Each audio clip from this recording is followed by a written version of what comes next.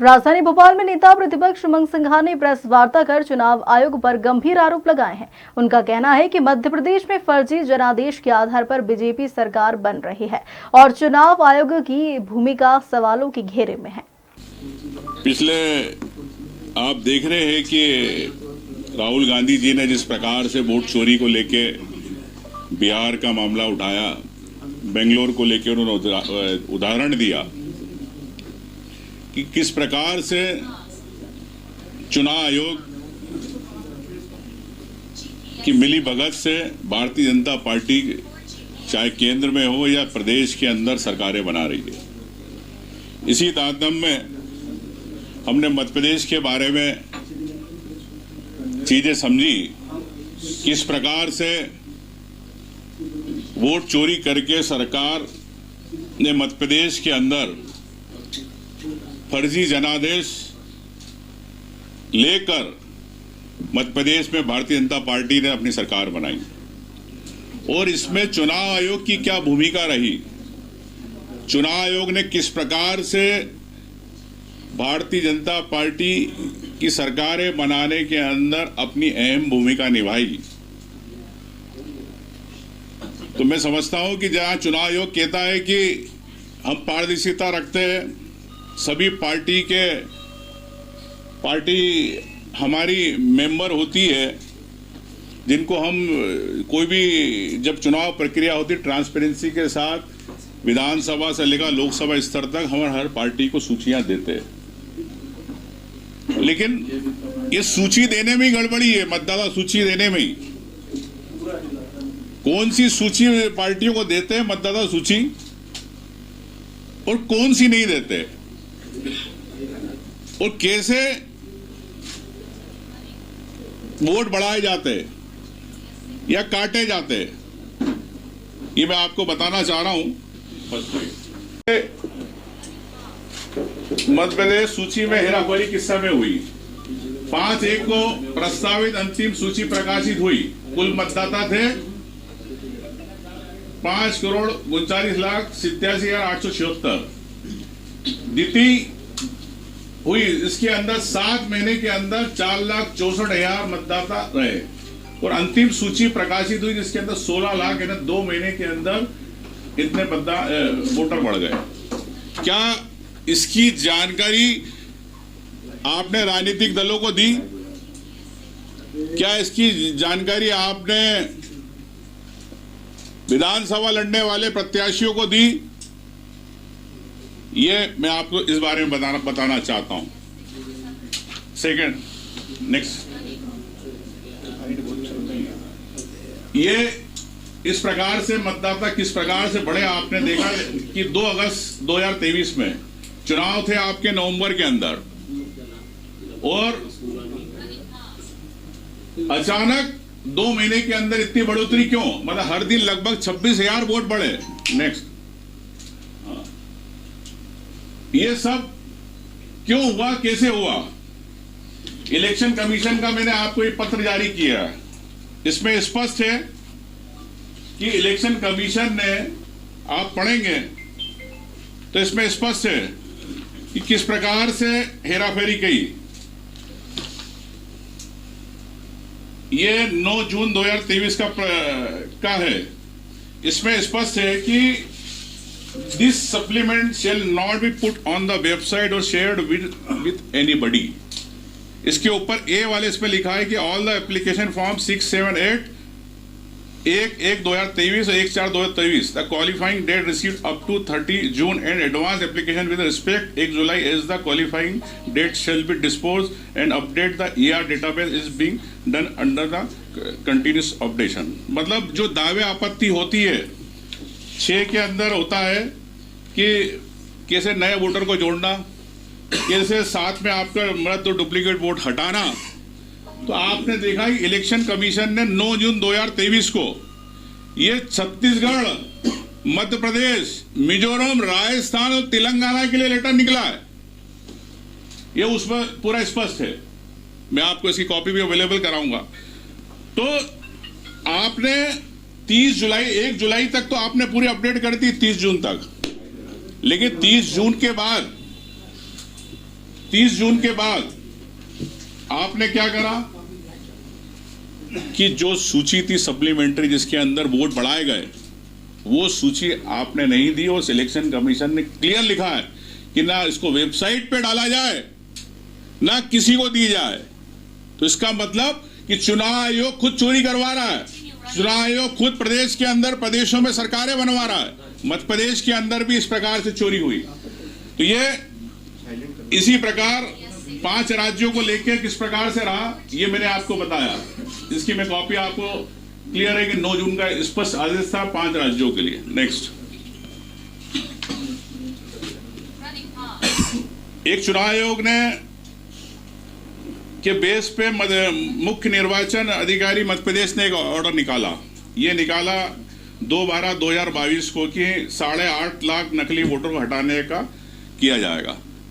लेकिन सिर्फ आरटीए में हमने जानकारी मांगी तो चुनाव आयोग ने कहा कि हम डिजिटल डेटा नहीं रखते, हम जानकारी नहीं रखते, जिसमें कि स्पष्ट है कि चुनाव आयोग का नियम 32 में स्पष्ट है कि आपको 3 साल डेटा रखना है। ये चुनाव आयोग की दूसरी गलती और ये प्रमाण है, कागज पे लिख के दिए उन लोगों ने कि हम डेटा नहीं रखते। नेक्स्ट, तो ये नियम जो 32 तोड़ा, ये मैंने आपको इस पर इसके अंदर पूरी जानकारी दे दी किस प्रकार से नियम को तोड़ा गया। नेक्स्ट, अब ऐसी कई सीटें मध्य प्रदेश के अंदर, उदाहरण के लिए मैंने 25-26 सीटें निकाली आपकी जानकारी के लिए कि सेवड़ा सीट 2,64,000 वोट थे 2 तारीख को, मतदाता 2,71,000, मतलब 7,000 2 महीने में बढ़े, बगैर राजनीतिक पार्टी, बगैर वोटर के जानकारी के, बगैर राजनीतिक पार्टियों को जानकारी के, ना विधानसभा के जो उम्मीदवार ना उनको दी गई, लेकिन 2 महीने के अंदर वहां पर नतीजों का अंतर रहा 2,500 वोट का।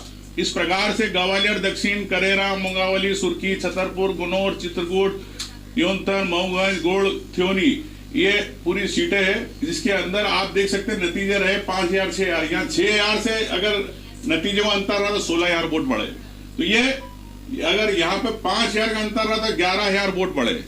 ये मैं आपको दूंगा पूरी कॉपी आपको।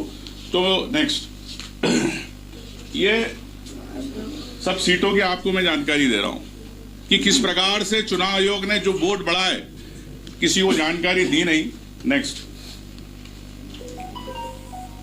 अब आप जानते हो कि अभी कल परसों प्रेस कॉन्फ्रेंस हुई और प्रेस कॉन्फ्रेंस के अंदर स्पष्ट रूप से ज्ञानेश कुमार जी ऐसा लग रहे थे कि भारतीय जनता पार्टी के एजेंट है कमिश्नर।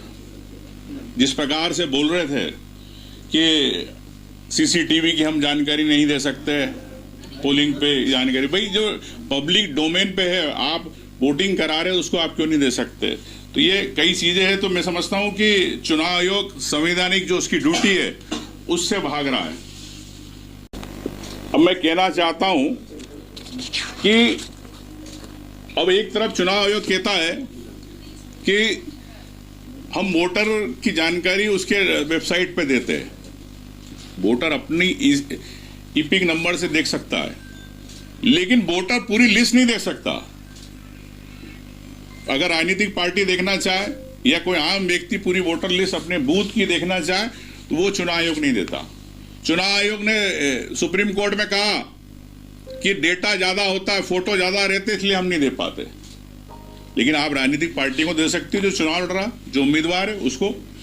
मेरा ये कहना है कि बीजेपी की ऐसी कई वेबसाइट्स है, वो सरकार की वेबसाइट है, प्रधानमंत्री आवास योजना, जन जीवन मिशन, उज्ज्वला योजना, इन सब वेबसाइट पे आप डेटा डालते हो विद फोटो के साथ, तो वो वेबसाइट आपकी हैंग नहीं होती है। आप चुनाव आयोग के लिए जब आम जनता वोट डालना चाहती है तो उसको विद फोटो आप देना नहीं चाहते हो, तो आप आपकी ब्रांडिंग के लिए जितनी की योजना है उन वेबसाइटों पे आप डल जाते हैं फोटो, लेकिन चुनाव आयोग वोटर लिस्ट नहीं देना चाहती। तो ये आपने कई बार देखा कि अभी किस प्रकार से बंद की जा रही है वेबसाइट है। दूसरी बात, हमारी स्पष्ट रूप से इसमें मांग है कि सरकार वोटर लिस्ट को फ्रीज करे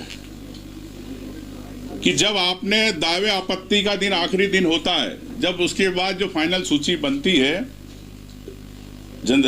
पार्टियों को दिखा के,